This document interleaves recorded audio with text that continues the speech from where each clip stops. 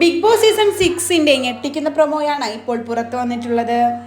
ലാലേട്ടൻ വരുന്ന വീക്കെൻഡ് എപ്പിസോഡിൽ റസ്മിനെ നിർത്തിപ്പൊരിക്കുകയാണ് ലാലേട്ടൻ. ഹോട്ടൽ ടാസ്കിനിടയിലുണ്ടായ റസ്മിൻ വഴക്കിനെ തുടർന്നാണ് ലാലേട്ടൻ റസ്മിനെ നിർത്തിപ്പൊരിക്കുന്നത്. ആ ഒരു എപ്പിസോഡ് കണ്ടവർക്കെല്ലാം അറിയാം ജാസ്മിന്റെ ഭാഗത്ത് യാതൊരു തെറ്റുമില്ല എന്ന്.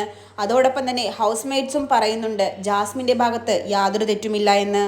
ലാലേട്ടൻ ഇതിനെപ്പറ്റി സിജോയോടും അർജുനോടുമെല്ലാം ചോദിക്കുന്നുണ്ട്. സിജോയ്ക്ക് ഇതിനെ ചൊല്ലി നല്ല പരാതിയുണ്ട്. റസ്മിന്റെ ഭാഗത്ത് തെറ്റുണ്ട്, ജാസ്മിന്റെ ഭാഗത്ത് യാതൊരു തെറ്റുമില്ല. റസ്മിൻ ചെയ്തത് ശരിയായ പ്രവണതയല്ല എന്നാണ് സിജോ ലാലേട്ടനോട് പറയുന്നത്. അർജുനും ഇത് തന്നെയാണ് ലാലേട്ടനോട് പറയുന്നത്.